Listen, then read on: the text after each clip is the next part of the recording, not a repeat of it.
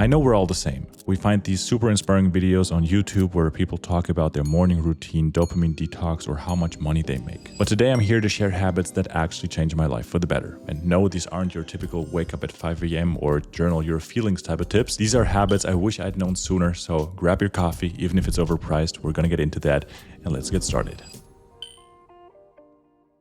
Let's start with a hot take that might upset some finance YouTubers. Sometimes you need to go to fucking Starbucks. Look, I get it, cutting back on little luxuries can add up, but saving $5 on a drink isn't gonna magically make you rich. And it's definitely not gonna make you happy if you're sacrificing something that gives you joy or convenience. If that drink brings you comfort, joy, or a moment of peace in a happy day, and you can afford it, it's worth it. Life isn't just about cutting costs, it's about spending intentionally. Remember that. For me, the comfort of a good latte or even just a nice atmosphere to work in is worth it. But if that daily Starbucks run becomes an everyday habit you cannot afford, that's where the problem is. Treating yourself is about balance. It's okay to splurge, but be honest with yourself. Are you buying a $5 coffee because you love it, or just because you're avoiding the bigger financial picture? Here's the golden rule: be intentional with your spending. If it's something that genuinely adds value to your life, go for it. If not, skip it. And that applies to everything, not just coffee. Always ask yourself, does this make my life easier or happier, while also considering the cost? If yes, go for it, because life's too short to drink bad coffee just because someone on YouTube said so.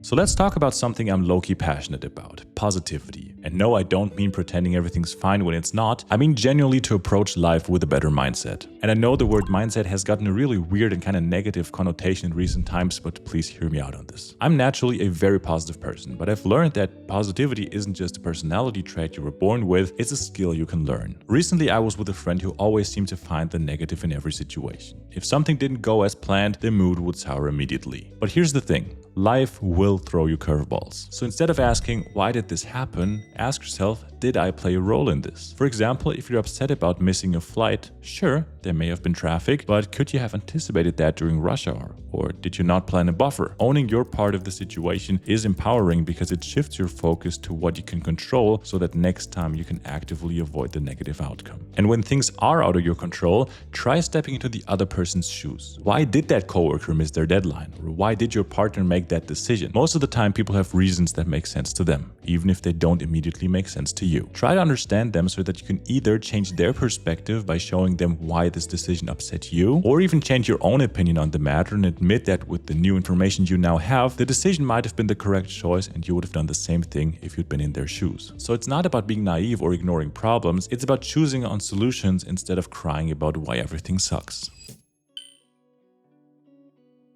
Here's a hard truth: you don't get lucky by sitting around and waiting for luck to find you. You actively have to choose to give luck opportunities to find you by making the best out of every situation. Let's say your goal is to meet new people. If you're spending all your time at home watching Netflix, the odds of that happening are slim to none. But if you start attending events, joining clubs, or even just striking up a conversation at the gym, you're giving life the chance to surprise you. The same applies to work, hobbies, and everything else. Opportunities often come disguised as effort. Put yourself out there, try new things, and maximize the potential for something amazing to happen. Because luck favors the prepared, and that preparation starts with action. Think about it: if you're sitting at home binge watching Netflix after an 8-hour workday, chances are you're not gonna accidentally meet the love of your life or stumble into your dream job. You need to maximize your chances of something good happening. So go to that event, sign up for that class, or even just say yes to plans you'd normally skip. It's not about luck, it's about giving life the chance to surprise you. And that's basically what luck is. One of my favorite sayings is, you miss 100% of the shots you don't take. And sure, that sounds a little cheesy,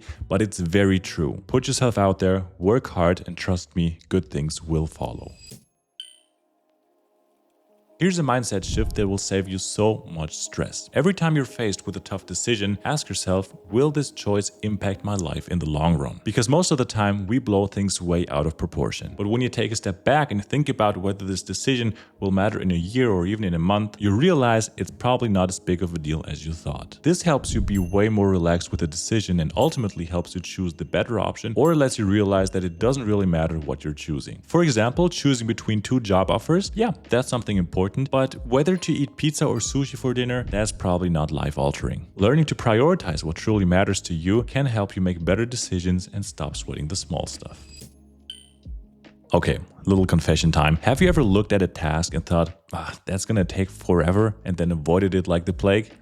Same. That's where the 2-minute rule comes in. And honestly, this has been a game changer for me. There are two parts of the 2-minute rule. If something takes less than 2 minutes, just do it now. If you got an email to answer or a cup to wash, handle these things immediately instead of letting it snowball. And if you want to start a habit, break it down into 2-minute actions. If you want to start working out, just put on your gym shoes for now. If you want to start writing a book, just open your laptop and write 1 sentence. Because chances are you're going to go a second step as well. And here's the magic, you can combine the two. If you're trying to start a habit, make the first step a 2-minute task and do it right away. It's like tricking your brain into thinking, hey, this isn't so bad. And before you know it, you're halfway through that workout or finishing a project you've been procrastinating on for days. Trust me, this little rule is the ultimate weapon against procrastination and overwhelm. The 2-minute rule is probably the #1 hack that has ever changed my life for the better, and even my mom uses it since I told her about it. So if you want to see my detailed video about it, click here. Thank you so much for watching, and I hope to see you in the next video.